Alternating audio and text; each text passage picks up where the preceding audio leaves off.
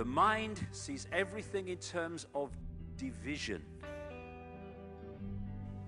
So when we're in mind, we're in a society of division.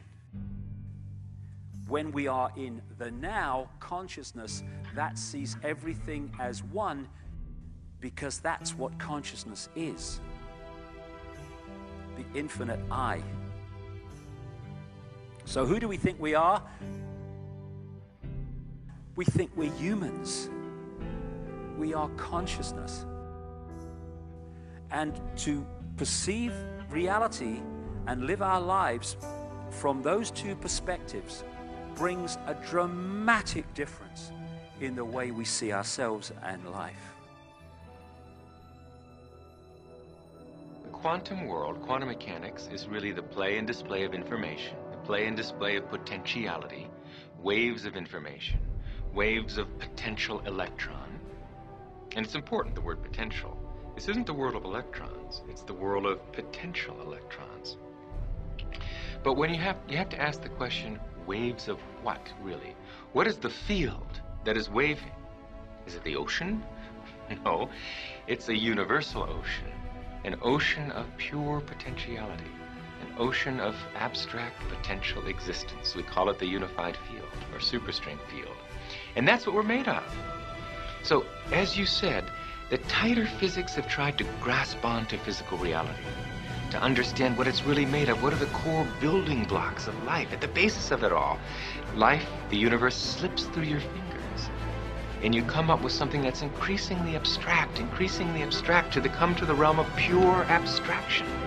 And that's what the unified field is. It's pure abstract potential, pure abstract being, pure abstract self-aware consciousness, which rises in waves of vibration to give rise to the particles, the people, everything we see in the vast universe.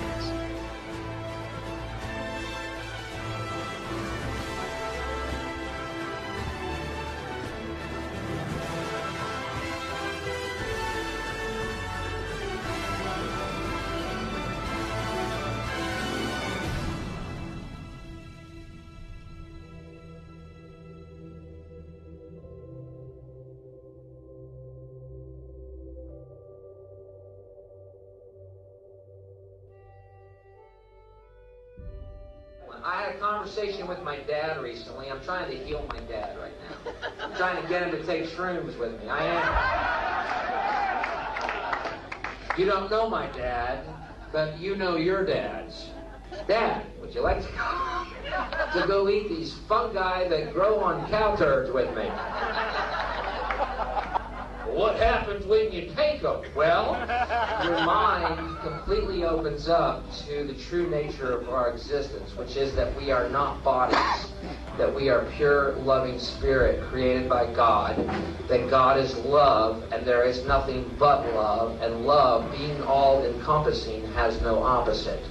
You are completely forgiven on all things. There's nothing you've ever done that has ever swayed God's pure and unconditional love for you. And you realize that eternity and peace and heaven is our inheritance, and all of us are going to make it there. I'm not interested. God is consciousness, and we are all God, trying to realize our full potential.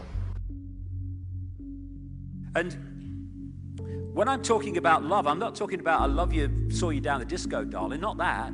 I'm talking about a level of love that you really have to experience, because there's no words to describe it.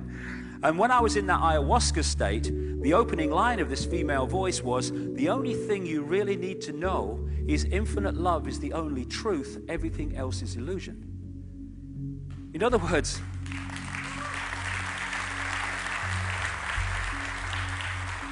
In other words, the existence of one infinite consciousness, that's the only truth. Everything else is illusion. It's the manifestation and manifestations of that consciousness in many and various ways. But the manifestations are the illusion. The consciousness is the base reality of everything. And one of the line from one of my books, love is not something you're in, it is something you are.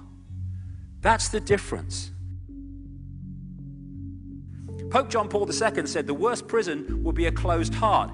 I must say the irony of someone from the Roman Catholic Church saying that is not lost, but I do take the point. And the heart is the key.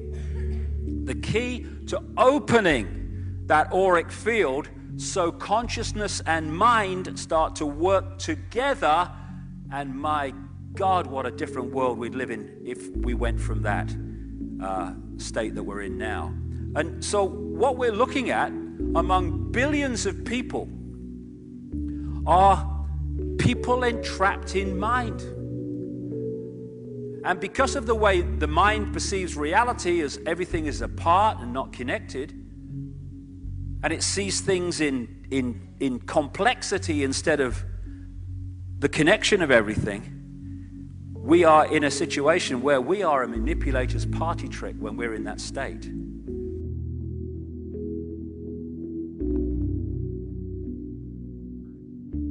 Enlightenment, I thought, is it possible for human beings to gain enlightenment? And what is that? And is it possible to really get happiness going from within? Because we are always looking out for happiness. And we live in a world of change. Everything is always changing. And if you see this car that you love and you want this car, it's going to make you happy, you save up, or if you have the money, you get that car. And you brush your teeth looking at your car. It's so beautiful. It's so much happiness. And you drive it and keep it clean and you're going along. Then the time passes. And a year later, it's kind of dirty with some scratches and dents. 2 years later, you're driving down the road and you spot a car that you want. And this car starts crying because you don't want it anymore. True happiness grows from within. When you dive within and really dive all the way and experience that ocean of consciousness, which Dr. John Hagelin's science calls the unified field, oneness, unity, oneness and unity. It's so beautiful. And as he says, at that fundamental level, we are all one. We're one world family. We have to view life as an opportunity. What are you doing with it? Are you afraid of it? I mean, some people live their lives. Apparently, what they are doing is arranging their deathbed scene. They want it to take place in a large baronial house with clipped green lawns, acres in surround. They want the room in which they die to be filled with fine art. They want their loving heirs to be dutifully assembled while they pass out the final wisdom. And they spend their entire life creating the dramatic scenario of their passage. And of course you have to work hard because you've got to make the money to buy that house. You have to sire all these children, educate them into your values so they won't be stabbing you in the back and misbehaving in this situation. You have to create loyalty, possession, power, all of these things. And then you won't die in a ditch, unknown and abandoned, you know. But on the other hand, what was the quality of that life, you know? History is turning into a white-knuckle ride, for sure. And without the faith in some kind of transcendental phase transition, I think there's a tendency to despair and to panic and to nihilism. And religion has failed. They can only conceive of phase transition as apocalypse, as Ragnarok, the twilight of the gods. That isn't what it is. We are closing distance with the first moments of true human civilization.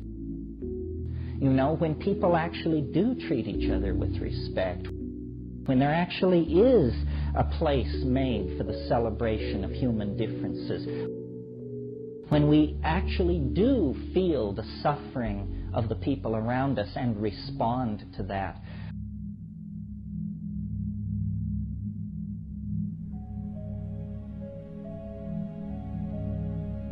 We are the power in everyone.